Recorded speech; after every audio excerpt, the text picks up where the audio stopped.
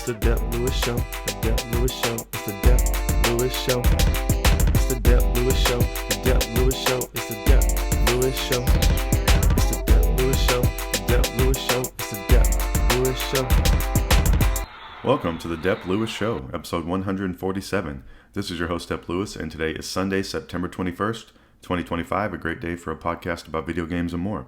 So I hope you're doing great out there in the world, wherever and whenever you're listening to this. Thank you so much for being here.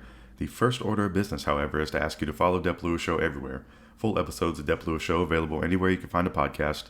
So find the best place to subscribe and listen weekly. Places like Apple Podcasts, Spotify, Google, YouTube, Amazon Music, and more. YouTube is also a great place to watch me play some games live or check out the videos later. If you would like to support the show even further than just listening, patreon.com/Dep Lewis Show is available if you'd like to subscribe monthly. Also, Venmo at Dep Lewis Show is available any day, anytime, for any amount if you would like to support the show. In today's show, as always, we'll have three sections. The first section, I'll tell you about what video games I've been playing since I've last talked to you on this microphone. The mid section, which is not mid in quality, it's the middle of the show. And it's where I tell you about everything going on around the video game world that you need to know. And the third and final section is the Miscellaneous talk section, a break from all the video game talk, where I can talk about anything I want to outside the video game world. I usually get into the worldwide world of sports, and that would be the case today, since this is another NFL Sunday going on. We are smack dab in the middle of the NFL season, or I guess we're at the beginning of the NFL season, but this is the first home game for the Carolina Panthers today, my favorite team, so that's very exciting. They're playing the Falcons. I don't have much hope the Panthers can win today, but I certainly think they should be on the same level as the Falcons, but we will see how it's going to go today. Hopefully the nice weather going on in Charlotte and the sun shining in the last little bit of summer will inspire the Panthers to go out there and play great and kick some ass today. Would be nice. We'll see. But we got to talk about some video games first. That's the plan. Talk about all the video games going on. So what have I been playing? I guess that's the first thing we're going to get into. So let's kick it off here. The first section. What have I been playing since I've last talked to you? So I've been continuing this game that I started last week, and that's Super Mario 3D World. I think I've been playing this for a couple weeks now. This is a game that whenever it came out for Switch, I probably played this on the Wii U as well too, but this was a Wii U release originally. It got released on the Switch again, ported in 2021, I believe is the case. I think I played through most of it, but I don't believe I ever completed it, so I've added this to my list of things that I need to complete, and especially on the Mario side of things, it's like working at Chick-fil-A. It's my pleasure to go through and play these Mario games because I love some Mario. But this game's been extremely fun. I'm in the 5th world right now, I think is where I'm at. I've been enjoying the level variety in this game. I think that's extremely cool. I think the 3D perspective mixed with some of the 2D stuff is unique to this game, and I guess unique to some of the 3DS game for Mario, but it's pretty fun. It's nice to go back to. I think it's definitely creative. I think it still holds up. I think the level design is extremely cool. It's a little bit of a blend of like 2D and Galaxy kind of things, and I'm just trying to say it's unique, and I think it's really fun. I think this is a good co-op game too. I've not played it co-op, but I think it's set up to play with up to 4 people. I think Cat Mario is one of the coolest power-ups for Mario around, or I guess I've been playing Peach in this game, and I think that's pretty cool too. And Peach has a little bit of a hover, which is helpful, and I think that's been helping me progress through some of these levels. And I've definitely been remembering most of the levels so far, so I don't think I'm seeing any new content yet, but there should be some point where I get to in this game where I'm starting to see some new content. So we will see. But I've been making some good progress here. I haven't really run into any hiccups yet with the green stars, where you have to collect, where you have to collect 3 of the green stars, or I guess there's some levels with more green stars or even less green stars, but typically there's 3 green stars that are hidden or able to be found on the level that you can collect, and these are going to allow you to proceed further in the game. So I'm pretty close to where I need to be. So I'm definitely not ahead of the game with my stars, but I'm right on track, so maybe that's going to hold up and help me get through the end of this game, so we'll see. What else do I want to say about this game? This game does also have Bowser's Fury with it, so maybe I'll try some more of that. I think I've only ever played maybe 30 minutes to an hour of that, but I've been having a lot of fun with this game. I have a lot of endless games I'd like to complete, but I think this is one I've been focusing on for a couple weeks here, and I think I'm about halfway done. So I'm going to continue on with the Super Mario 3D World. I'm trying to think if there's anything else I want to say about this one. I enjoyed the straight up platforming. I dipped back into some Donkey Kong Bonanza last week, and I do enjoy that game, but maybe not as much as I hoped. And I think it's because of the game. I think Bonanza is a little more like exploratory and destruction based. And I think these games, are more platform based. And I even think the Super Mario 3D World controls feel a little bit floaty from the beginning, but then once you play a couple levels, they are completely dialed in and you feel completely in control of your character. And even with the differences between Peach having her little hover, I think that stuff is really useful and cool. So I've been having fun with this game, and the perspective from 2D to 3D kind of looks make the platforming extra fun, because sometimes you're making some jumps to the side, it just makes the platforming interesting and a little bit like Galaxy, but not full-fledged upside down. Or I guess there are some gravity sections in this game too. So this game is extremely cool. I think this game sometimes you can find this game used for about $30 to $40, maybe $40. So just highly recommend it, especially if you're looking for a multiplayer game to play. Not that I've been playing it multiplayer, but I think that could be extremely fun. So Super Mario 3D World, a blast from the 2021 past, but I've been having some fun with this. And I guess it's even a blast from the past before that. I don't know. I guess maybe the Wii U was 2013 maybe this game came out, so I don't know, but I've been having fun with it. All right, so what else have I been playing in this past week? I've been making a little more progress on the Persona 3 Reload demo on Nintendo Switch 2. This game is releasing October 21st, something like that, for Nintendo Switch 2. This is a extremely good port. That was the thing that I was playing the demo for, to test this game out. I would love to have this game in handheld, and the ability for this game to run. This game looks maybe just the tiniest notch below the PlayStation 5 or the Xbox Series X versions. I think it runs extremely well. It's a little bit, I guess the frame rate's a little bit less, but it's not a huge difference. And in the turn-based combat, it makes no difference. But in the, I guess, parts where you're like walking around Tartarus, you can notice it a little bit, but it is really, really a moot point. And this game looks beautiful. It sounds amazing. The combat's fun. The characters are cool. The story's fun and interesting. There's cool, there's cool, not life lessons, but overarching themes in this game that are pretty interesting. And I've been talking about this game a lot on this show, and it's definitely a game that I would love to complete this game one day. I know it's a huge Herculean effort, a Hercules effort, whatever. I guess Herculean. I don't know why I'm saying that. Herculean. I don't know why I'm not saying that word right. That happens from time to time, but hopefully you know what I mean. But it's a tall effort, a tall order, a tall task. But you never know. Because this next game, so I've been playing Persona 3 Reload still, but this next game I've been playing some more of, and this is one I can't quit talking about because I finally completed it. And that's The Legend of Zelda Breath of the Wild. But that's been the game this weekend that I've been playing. So that's been the last couple of days I've been playing this. I have the guide for this game, or the strategy guide, so I've been actually busting out the guide and making a little bit of progress towards some completionary stuff. So that's pretty unusual for me, but it's been very fun. And I've been enjoying, having the book on my lap and looking at the map and being able to see where to go. It's been a little bit of a, talk about blast from the past. That one feels like one, but it's been extremely useful, and I've been making some progress. So when you start the game in this game, you get a mission from Impa to go find she gives you 12 pictures, I believe it is. And she says, hey, go find these on the map in real time, and you will be open to get some memories from Zelda. So it's basically, I don't want to say all the cutscenes of the game, but it's a big majority of the cutscenes that are teaching you about what's going on in this world. So I can't believe I've never seen these before, and I've been having a great time going through and watching them and even finding them. So I think I got through 7 of the 12 yesterday, and I'll probably finish the other ones today if I have some time or if I feel like playing. Talking about if I have time, all I want to do today is watch some football, basically. So I probably will play some of this today, but it's been fun having the guide open. The guide has a whole map showing all where the 12 locations are. I just have to kind of pair it up to the map in the game and then try to go make my way there and look around. And it's been extremely fun. I've been learning things about Zelda. I've been learning that her and Link aren't necessarily romantic in this game. Link's kind of like her bodyguard, and she's almost a little bit tired of Link from time to time. She's like, hey, why are you always around me? I can do my things on my own.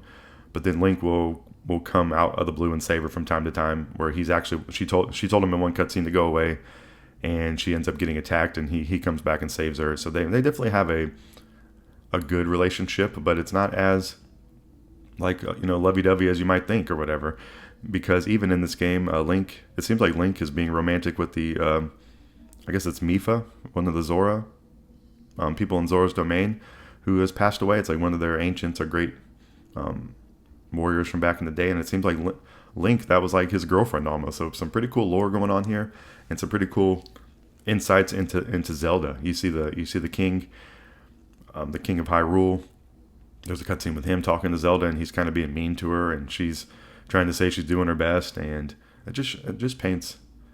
It's a cool depiction of Zelda, and it makes me think it just makes me a lot more fond, or I think she's really cool. I think she's an extremely cool character. I think her doing all the talking, even her doing all the talking to Link, I think is cool and interesting, and I'm just loving this game more and more. I think it's definitely going up there on my list of favorite games. It's definitely on my list of favorite games of all time, and I think it's definitely flirting with the top position. I think as I keep playing more and more of it, it could possibly go up there, but I've just been having so much fun. I love the style of this. I was even looking through the strategy guide at some of the art and just the characters, and it's fun to look back on how much I know of this game now, and of the characters I know and the places and things that I remember and things that I've done. And it's still fun going around this world. I'm still having fun collecting resources. I'm still having fun cooking. There's all sorts of armor and stuff I can go find. I've been trying to make some way. I do have the DLC in this game, so the DLC adds a 5th divine beast. So that's something I've been kind of looking into going to do. You're able to get a motorcycle with the DLC. You have to complete some pretty hard trials with a weapon where it reduces your health to 1/4 of a heart, so you can't take really any hits, but the weapon kills any enemy in 1 hit. So you get 2 smacks with this weapon. It recharges in a couple seconds, so you have to... I was reading, and it wants you to be a little bit stealthy in there, but there's a lot of fun stuff to do in this game still, and I've been having a whole lot of fun with it. So I'm back playing The Legend of Zelda Breath of the Wild still. I think I just got the hardest, talking about the captured memories, I think I got the hardest one. There's one up in Hyrule Castle that you have to get to. So it was pretty fun to climb back into there and realize that I'm able to do that. I was able to get back to Ganon pretty easily.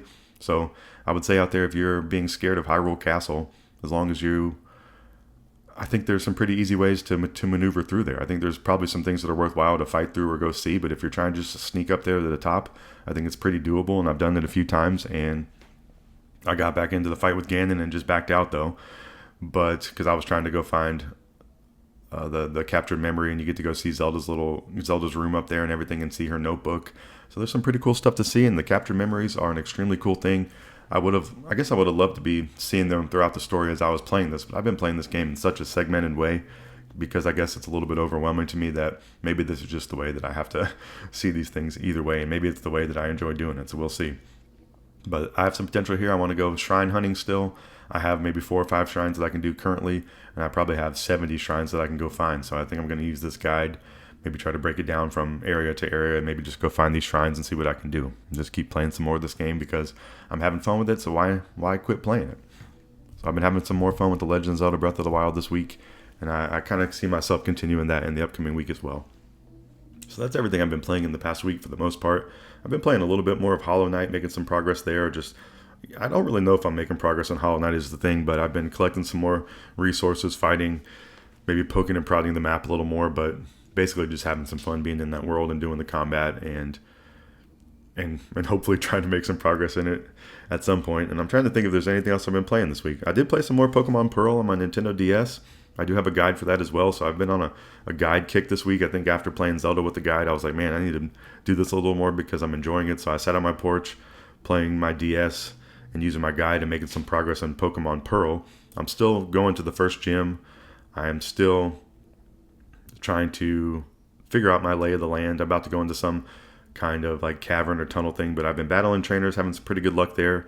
I have my Piplup as my main Pokemon. He's pretty strong, and in this game, you don't get the share experience. That's something different from the more modern games. And I don't know if you get an item where you can share experience, but I've been having to use I can't think what his name is. Sparks. He's like the blue dog that has electricity. Sphinx, maybe. I'm probably saying this wrong, but I've been leveling him up as well, so I can have at least another Pokemon kind of on par. But this game's been really fun. It's been fun to have the guide. I'm trying to think what else I was doing in this game. I basically just was fighting the trainers, trying to find some Pokemon, trying to go back and heal, then trying to make some progress. So I'm trying to find my footing, but did find where I was in the guide yesterday. I think I'm on Route 203. Maybe it's like to Orenburg or something like that, but I've been playing some more of that. And I'm trying to think what else have I been playing. I was doing a little bit of Ghost of Tsushima with my PlayStation Plus membership about to run out. Might actually end up picking that game up. I think it's $19.99 right now digitally. That's a pretty good deal. I've been playing I think that's really been about it for the week. I played a little bit of Splatoon 3, actually, got in there. I just want to say that game looks amazing on Switch 2. I know I said that before, but I haven't played that game in a while. There's some big North American championship going on for Splatoon 3, so I jumped into the game and was trying to see if there's anything that I can do to get involved, but it doesn't look like it. It looks more like a pro Splatoon player thing, but Splatoon 3 does look noticeably better on the Switch 2 and runs amazing and is a wonderful, outstanding game, and that's definitely one that is still going up there higher and higher on my favorite game list of all time as time goes on. So been having some fun with the video games this week, and we'll probably be playing a lot of those in the upcoming week as well. So this has been the year of no direction on this show. I haven't really had a genre or anything I've been trying to focus on throughout the year. I'm looking for next year might be the year of the backlog, might be year of the platformer, might be year of the favorite, where I kind of go back and just play some more of my favorite games, kind of like I'm doing with Legend of Zelda Breath of the Wild. So I'm trying to figure out a theme for next year. It's been fun having no theme this year, but I think I do want to have one for next year, so we will see. And then my top new game at the moment has been Donkey Kong Bonanza. I've been falling off that a little bit, to be honest, but I've been playing some more of it. I did make some progress this week. I'm stuck at a portion right now where I have to collect some records to move on, and that's a common thing in the game where you have to collect record pieces to bring these records back together. Then you get to see Pauline perform, and I don't know what it is about this game. I think maybe it's just more of a me problem than the game problem. I think it's just new, and for some reason I'm just like, nah, I'm not going to play this new game, and then I'm just going to go back and play the oldest game I could think of. So I think it's just me being a crazy gamer, being so random, but I might get to it at some point, or I might get to it tomorrow. You never really know. But if you want to know what's going on with me, all you got to do is just listen to the show each week. So what else is going on? That's everything with me for my video games for this week. And that's going to wrap up this first section. So that's everything I've been playing. Mainly playing in the past week, Super Mario 3D World, Persona 3 Reload, and The Legend of Zelda Breath of the Wild. And I've been having a lot of fun with the Breath of the Wild. That game looks amazing on Switch 2. And I just want to sing that game's praises one last little bit here. So go play Legend of Zelda Breath of the Wild and just go walk around. Now, I wasn't able to do that, and I still really haven't been able to do it, but I'm doing it more. Well, I guess I can't even say that because I'm using a guide, but this would totally be a game that you could just walk around and do. And I think that's what the game's designed, or walk around and poke and prod and explore and discover. And I think that's what the game wants you to do. And for whatever reason, I'm just bad at doing that. But I've even thought about restarting a file in this game and just having at it. And maybe I will do that some point. So, who knows? But, listen to this section always, and you'll always be up to date with what's going on with me and my video gaming habits and fun and all that kind of stuff. So that's going to wrap up the first section. We are going to take a quick break and going to come back for the midsection where I tell you everything you need to know going on around the video game world. There wasn't a ton of news this week, but there's definitely some things I want to tell you about, so you don't want to miss it. So come back after this.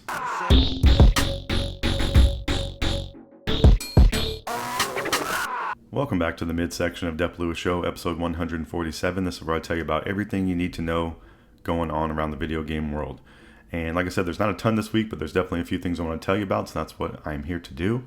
And I'm sorry if you hear a little bit of background noise. This is game day in North Carolina. I live around a lot of people that like to tailgate, so this is a good reminder always. It's pretty fun to have all that kind of stuff going on around, especially being a Panthers fan, but it is a good reminder for the podcast that it can be kind of rowdy on a Sunday morning sometimes, and today is the first home game, so I think it's more Panthers fans, but it's interesting to see sometimes the other teams coming to town and really turning up. The one that I look back on, and if you go listen to a past podcast, you can hear the Cowboys in town, and that was the loudest, biggest party from the earliest time in the morning that I remember from living in North Carolina. So pretty cool, and just go Panthers to start this off. So I'm sorry if you are hearing some extra background noise today, but I'm here to tell you about what's going on around the video game world.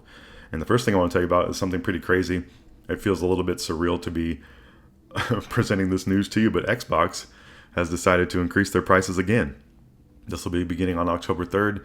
They just increased their prices by like $50 or something like that a couple months ago. It was pretty shocking, and they're doing the same thing again October 3rd. So their quote on why they're doing this is very specific as always. We will update the recommended retailer pricing for the Series S and Series X consoles in the United States. That's the case too. This is United States. Due to changes in the macroeconomic environment. We understand that these changes are challenging. Yes, so challenging. And they were made with careful consideration. Oh yes, I'm sure.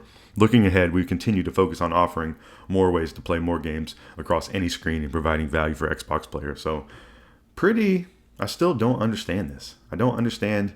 They've been having terrible sales of this console. They're increasing the prices. They've done it twice now. Who's going to buy one of these? I don't know. Do they want people to buy these? I am not sure. But it's just a really wild thing. And I think the Xbox Series S and X are great consoles. But just like they're saying, even in this quote, you can play your games across any screen. And they have the whole thing where Xbox, everything's an Xbox.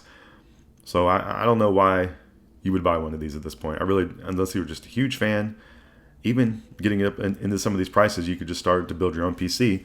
And that is kind of what they want you to think of this Xbox as almost. But you might as well, you would maybe just want to go build a PC at this point. So these new prices for the Xbox Series S, the 512 gigabyte one, is going to be $400 US dollars. The Xbox Series S 1 terabyte is going to be $450. So that was I think the 512 was the base one. That one that's now $400. At some point, they were selling that thing for $130, $150, like pretty crazy. And then the Xbox Series X Digital, which is the one that started, that's the Series X, the white console that's only digital. I think this one started at, I don't know what it started at, but it's now $600. And then the Xbox Series X, the most original version of the X, that was $500 on launch day, will now be $650. And then the Xbox Series X 2 terabyte Galaxy Special Edition is $800. So pretty wild. There's no reason to own an Xbox for their exclusives because they don't really have any and you can play them elsewhere. But the Xbox is a good console in general. Has a great controller. The backwards compatibility stuff there is nice, but these prices are incredibly outrageous. And I really don't understand who would be buying one of these unless you're just extremely rich or just someone who's a huge Xbox fan that's been wanting one since launch and has been saving up or something. And now you're just getting screwed because it's more. I don't understand it. I would love to know some more insight into the strategy behind these price increases besides just greed or wanting to make more money.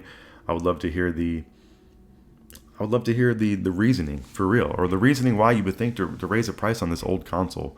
I know there's probably something they're saying, hey, some things are costing more, some more expensive to be manufacturing these or making them or ship them, all these kind of details. But why? Why would you pick this point to try to get your money back? It's just a wild thing, and I don't think it's going to work. So that's my take there on the Xbox price increase, and that will be taking place October 3rd.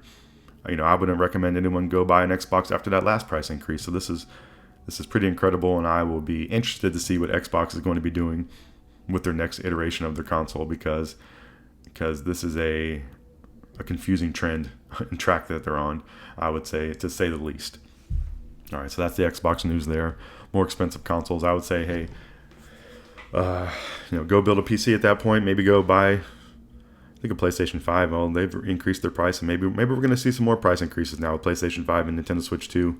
We've been waiting kind of on the Nintendo Switch 2 price increase, so maybe those are going to be coming. And just listen to this show each week, and I'll keep you up to date with all the good and bad news, like the Xbox price increase.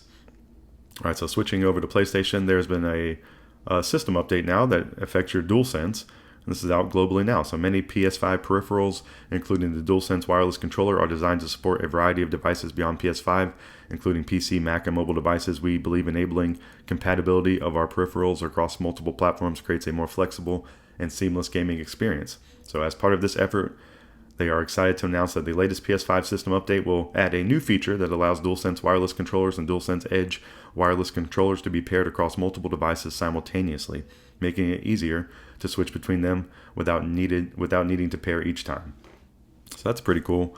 I don't really think this is a use case for me, but it could be nice for people that switch from PC to PlayStation 5 from time to time. And if you play I don't know who does this, but if you play your PlayStation 5,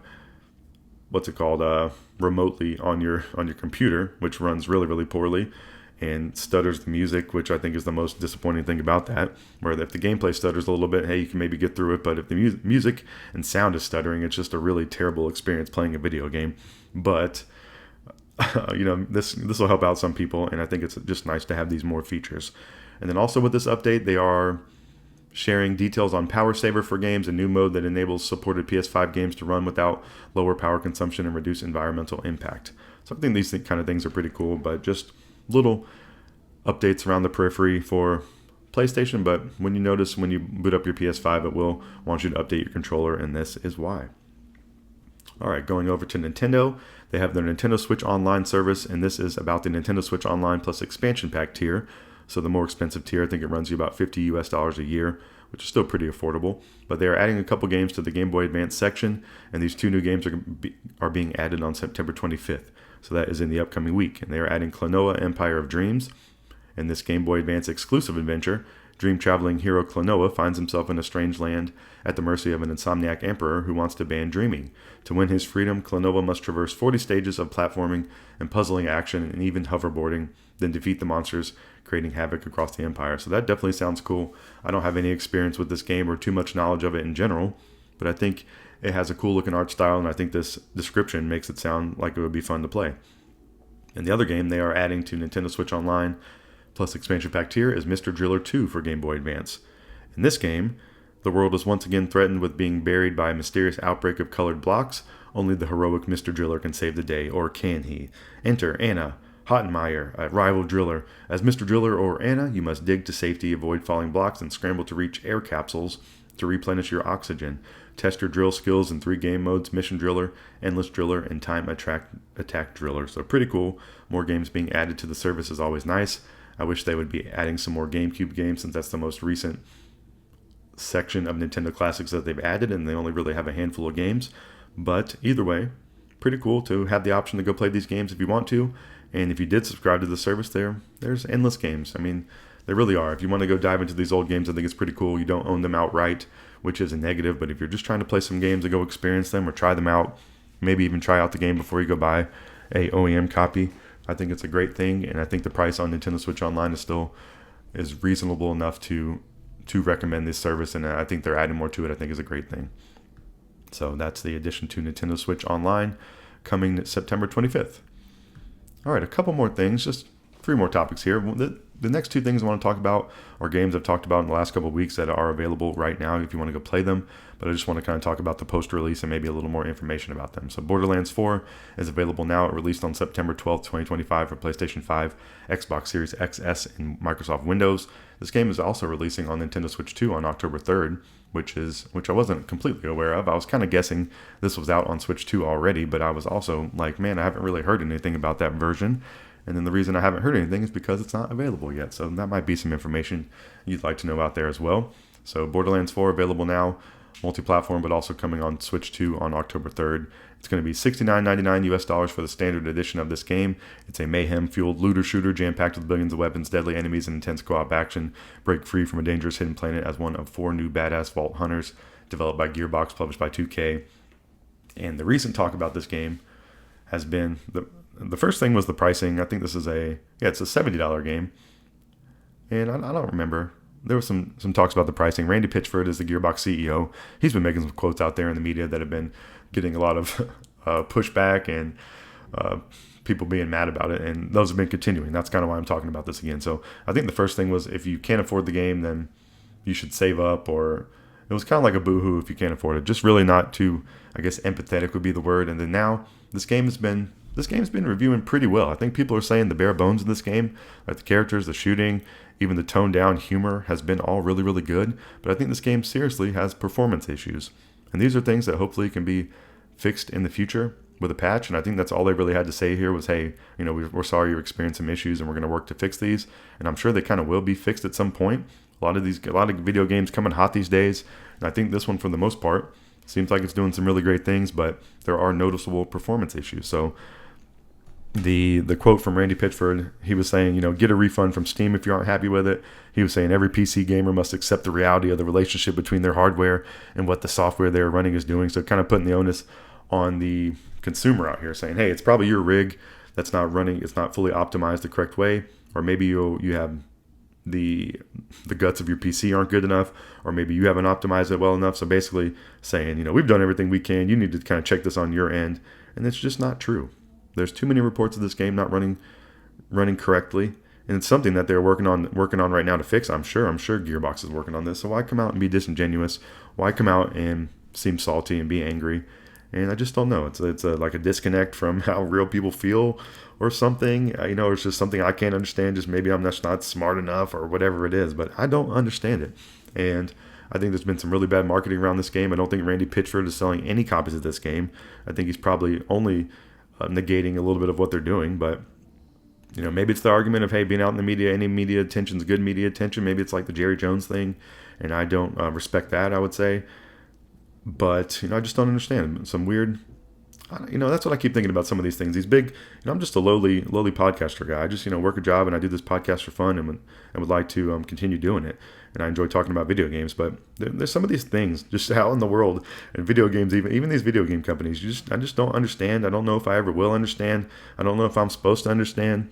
I don't know if I'm too dumb or too naive but I ultimately don't believe that. I don't think I'm an idiot, but I think a lot of this stuff is smoke and mirrors. I think a lot of it's bullshit. I think a lot of it is more simple. I think, and that's kind of where I'm leaning these days. A lot of this stuff is more simple than it seems to be, and the whole trick here is presenting it as so complicated. But I don't know where I'm even getting at with this. But these it's just mind blowing.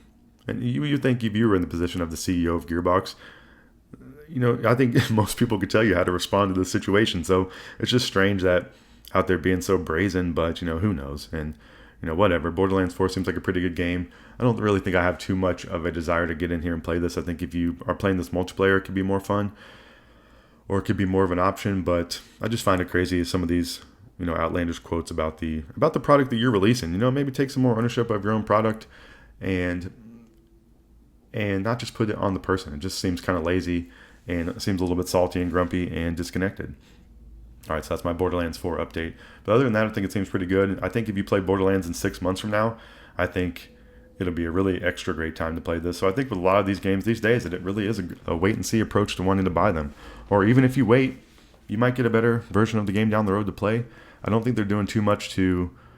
That's something I've been... they're not doing too much to appease early adopters these days, besides shitting on them. I'm just kidding. They're not really... I guess they are shitting on them a little bit. But a lot of times if you buy something early, it doesn't necessarily mean you're getting the best version of the product. But I guess with the consoles too, you might want to buy the console early because they're going to raise the price on you. But there's a lot of different crazy things going on out here in the video game world. All right, a couple more things to tell you about. Hollow Knight Silksong, just another reminder here that game's available. It's out now as of September 4th. This is just a reminder that this game's available. I think people have been loving this game. I think it's been living up to the hype. I think it's an extremely great value for $19.99 US. I think I just want to point out Team Cherry is doing incredible things here. I think their marketing, I think their development, I think their pricing, I think the quality of their game are all things to tip a hat to, and that's why I just want to point this out again, that this game's available. Even if you're not going to play this, this is an exceptionally cool thing, exceptionally high quality, a standout showcase for the video game world, and a delight, a pleasure, all those kind of just really, really nice things, everything you'd want to say, the opposite of these like Randy Pitchford comments of, hey, you just need to make some more money to play my game kind of thing. Hollow Knight Silksong is giving all the comfort with all the quality and everything, I would say, from the outside looking in, that you would point to of a great representation of where video games are at these days and what they can do and what they're about and how they're made and how they're released and everything. So just hats off to them at Team Cherry. Hollow Knight Silksong is available right now. I think it's on many people's Game of the Year list. I think many people are saying it's better than Hollow Knight. I think they are saying it's unique to Hollow Knight, or it's unique in its own ways. And I just think they've done it. I think they've hit a home run here with both of these games. I think it's extremely impressive. I think I've said that a few times now, but really, really, really just kudos to them, and go Team Cherry. Hollow Knight Silksong seemed like an awesome game. And I do have this game, I just haven't played it yet because I need to play some more Hollow Knight, I think, is how I'm handling this. But you never know.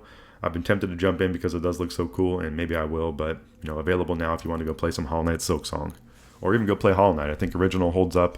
I've been liking that game more and more as I play it, and I think maybe you would too. All right, the last thing I want to tell you about in the midsection is a video game coming out in the upcoming week. And this one looks cool.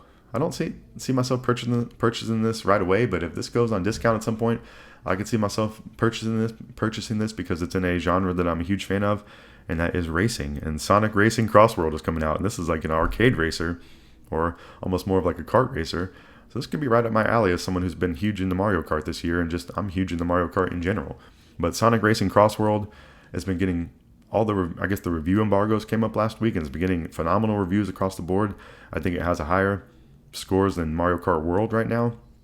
It looks super quality.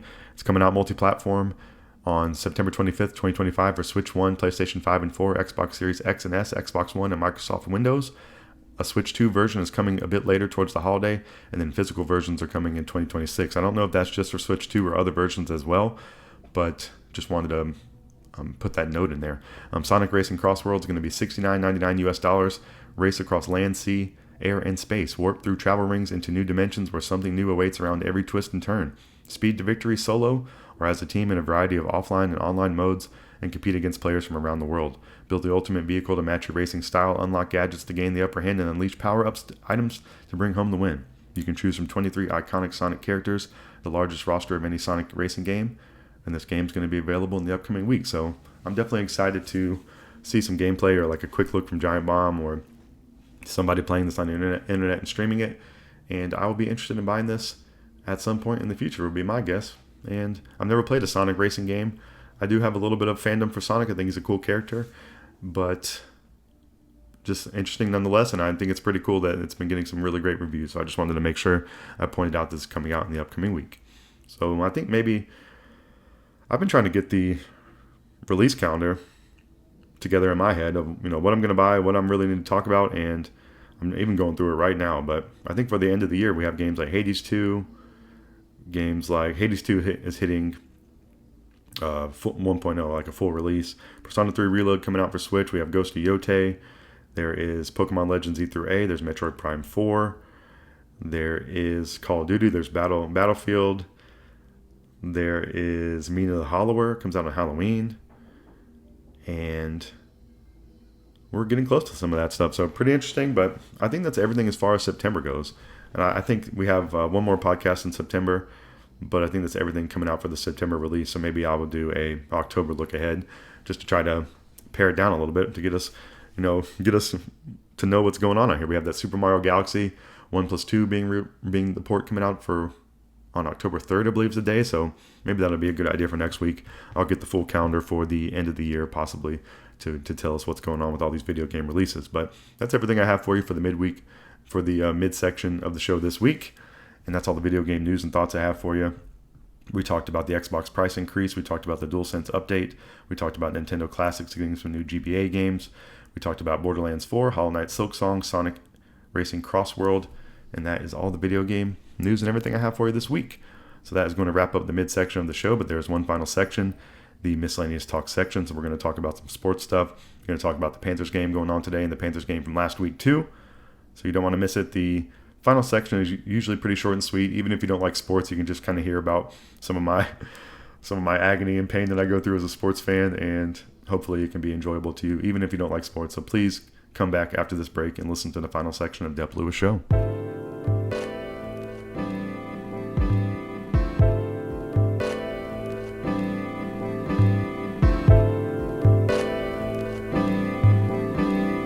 Welcome back to the final section of Dep Lewis Show, episode 147. This is where I can talk about anything I want to outside of the video game world, and I want to get into the worldwide world of sports as I always do, and tell you what's going on with all my favorite teams. So, as you've already heard through this podcast, the Carolina Panthers played today.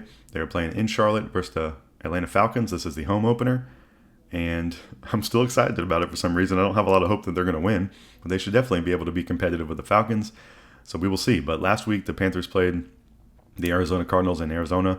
It was a 4 p.m. game. The Panthers lost 22-27. The game wasn't really that close, as the score would show you. The Panthers put up 13 points in the fourth quarter, and they recovered an onside kick that was pretty amazing. So they did have a chance to win this game at the end or tie it up, but it was a pretty pathetic game up until that point, and I don't know why they waited until garbage time almost to start really putting the pedal to the metal and trying to do some things. But Bryce threw the ball 55 times. He completed 35 of them. He had 328 yards, 3 tuds, and 1 pick. So a pretty good day stats-wise, at least. I think a lot of that stuff was garbage time. He took 3 sacks for 25 yards, so I think he took 1 for 12 last week, so up on that, but about nothing too crazy there. Chuba had 10 carries for 38 yards, so the rushing game pretty non-existent for the Panthers, which I think is a problem. Chuba also had 5 catches for 39 yards and a tud, so he has been a great player as always. Out there, even if he's not getting the rushing yards, he's out there in the passing game being a threat, and Chuba is definitely one of the better Panthers that we've had on the squad in a while. Teteroa McMillan, T-Mac, the new rookie who's been outstanding, had 6 catches for 100 yards. He had a long of 40. He's looking like one of the best players on the team already. Jatavian Sanders and Hunter Renfrow each had 7 catches after that with about 50 yards apiece. So Hunter Renfrow making some plays, which have been nice, and it's nice to see Jatavian stepping up as well. But Tedero McMillan's really been balling out. He is the clear number one. Xavier Legette's still been struggling. I don't want to pile on Mr. XL anymore because I think everybody's been doing that. He's been having to answer some questions in the media, but I think everyone kind of knows he got to play better, and I'm sure he knows that as well. And it's been disappointing. But the Panthers are playing today against the Falcons at 1 o'clock. Trying to think what else. I won my fantasy game last week, so I'm undefeated there, which has been nice. Hopefully we'll be doing the same thing again today. I'm playing the commissioner, Mr. Stoop Woot, as you might know him. So the biggest troll in the world and in my life. So I would love to, put a beat down on the commish today. So that's the plan. And I would love the Panthers to get their first win of the season today. I think they need to play good from the beginning of the game would be nice. And I think they need to commit to running the ball. I think they need to commit to throwing McMillan the ball many, many times. And hopefully the defense can hold up. The defense has been a little bit better than last season, but still been a little bit of a struggle. But, I can't tell if there's anything improved from last year yet. And I'll be looking today to see if there's anything improved. And at least it's a nice day in North Carolina. The sun is shining. I think tomorrow is the first day of fall. So this is the last day of summer, if I am correct in that. And it's been a little bit hot recently, so that's nice. A little bit of a holdout here for the summer. And hopefully it can result in a Panthers win today. So we will see. So 1 o'clock, they're playing the Falcons. That's taking place in about 2 hours from when I'm recording this. And then next week, the Panthers are going to New England to play the Patriots, which should be another winnable game. I don't know if any game's winnable for the Panthers, but it's not a game that I'm going to immediately write off based on the opponent. Like if they were playing the Ravens or something, or playing the Eagles, I wouldn't really have any expectation there. But I think they should be able to get in the mix with some of these teams until they show me otherwise, which they might certainly do. So, but either way, go Panthers. All right, for the NBA, nothing going on there. It's the offseason for both of my teams. I'm a halfway fan of the Hornets since I'm a North Carolina resident recently. The preseason begins for them on October 5th, and the regular season begins in Charlotte versus Brooklyn on October 22nd for the Hornets. And then my favorite NBA team, the Atlanta Hawks, offseason for them. The preseason begins October 6th, and the regular season begins versus Toronto in Atlanta on the 22nd of October. So I'm extremely excited for the NBA season to start. I think the Hawks are in Charlotte against the Hornets in December, and then I think they're in February. So I usually try to go to those games if I can, because I'm able to see my favorite team and then my new half favorite team play each other, and it's a nice perk of being close. So that's everything going on in the NBA. Ice Trey's been having a little back and forth with Patrick Beverley in the media this week, and I think Trey's been trying to get on his media stuff. He was on Club 520, so that's been pretty nice. I know Trey was doing a podcast at some point, so cool to see him doing that stuff. I don't really think he needs to defend himself against Patrick Beverley or against anybody, but either way, whatever he wants to do is cool. He was definitely I think he kind of won the public opinion exchange there, but either way, whatever. I hope Ice Trey's gonna have a great season with the Hawks. And then my favorite team in the universe, my favorite sport, Major League Baseball, and the Atlanta Braves. The Braves are pretty much all but eliminated. I think they have a 0.1%, less than a 0.1% chance of missing the playoffs. I don't think it's official yet that they are out, but I think it's pretty much a foregone conclusion. But since I've talked to you last week, they've decided to do nothing but winning. So it seems pretty crazy. I'm not really taking any hope from the wins because this is garbage time of the season. They're playing with no expectations. And at the beginning of the season and 80% of the season when they had expectations, they really, really played poorly. So I'm not really taking too much positive from this besides people aren't getting injured. And, I'm happy that they're winning and would like them to take some of this momentum in the next season, but I just can't believe it. And either way, I just think it doesn't matter is the thing, but I guess it matters. I'm glad they're winning these games instead of losing them, but just too little too late, one of those kind of scenarios, but whatever. Since last Sunday, the Braves beat the Astros 8-3, and then they started the week off playing the Nationals. The Braves won Monday 11-3. They won Tuesday. There was a doubleheader. The Braves won both of those 6-3 and 5-0. The 5-0 was a extra innings affair. Wednesday at the Nats, the Braves won 9-4. Thursday was an off day. And then Friday versus the Tigers, who are a very good team in Major League Baseball, the Braves won 10-1. Saturday at the Tigers, the Braves won 6-5.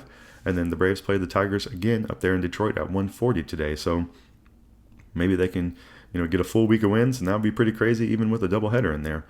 And then next week is the final week of the season for the Braves and for the regular season of the Major League Baseball. So the Braves are going to play the Nats 3 times again to start the week in Atlanta. They're off Thursday, and then they're going to play the Pirates 3 times in Atlanta to the end of the season for another, just another season in the books. Very disappointing season in general, but Still enjoyable, and I'll be looking forward to watching some postseason baseball and getting more into the other teams. I've been a little bit of a lull of watching baseball in the last few weeks since the Braves have really been out of it, and it's like a grieving process almost, where you're sad about it and don't really want to pay attention to too much stuff. And the other teams, you're like, I get pissed at the other teams, but then there becomes a point where I'm back interested in it because I just love baseball in general. But I am in a little bit of the lull here with the sad part of the season for the Atlanta Braves. But either way, they play today, so go Braves, and definitely go Panthers today would be what I have to say. And that's all I got for you in this miscellaneous talk section. I've been making a little bit of progress on the book I have in my rotation. It's been in my rotation all year, so sometimes I'll tell you about what books I'm reading or completing, but I'm reading Brandon Sanderson's Wind and Truth, the final in the Kaladin saga, I guess, and Mr. Kaladin Stormblessed, and I read a couple chapters, finally made some decent progress yesterday, something I've been pushing off since last year, but I'll keep you updated on if I make any progress there or finish it, but I'm trying to think of any other miscellaneous stuff to tell you. That's kind of everything I got going on in the entertainment world. And, go Panthers, go Braves. And that's going to wrap up this final section. So we talked about all my favorite teams, the Panthers, the Hornets, the Hawks, and the Braves. And that's everything I have for you for this section. And that's everything I have for you for the entire show. So I'd like to reiterate some promotional talk from the beginning. Please follow Dep Lewis Show everywhere. Full episodes of the Dep Lewis Show available anywhere you can find a podcast. Find the best place to subscribe and listen weekly. Places like Apple Podcast, Spotify, Google, YouTube, Amazon Music, and more. YouTube is also a great place to watch me play some games live or check out the videos later. If you'd like to support the show even further than just listening, patreon.com/Dep Lewis Show is available if you'd like to subscribe monthly. Also, Venmo at Dep Lewis Show is available any day, anytime, for any amount if you'd like to support the show. So just thank you so much for listening. I hope you have a wonderful week out there in the world. I hope you play some fun video games. I hope you get to watch some sports. I hope your teams win. I hope if you play fantasy that your teams win. I hope you have some time off from your job. I hope you get to see a cute dog. I hope you get to eat something good. I hope you get to hang out with your family and friends. I hope you hit the lottery. I hope you get a raise. I hope you have a wonderful week, and I also hope you come back and listen to another episode of Dep Lewis Show next week, because that's where I'll be. Have a good one. Go Panthers, go Braves, and go video games. Goodbye.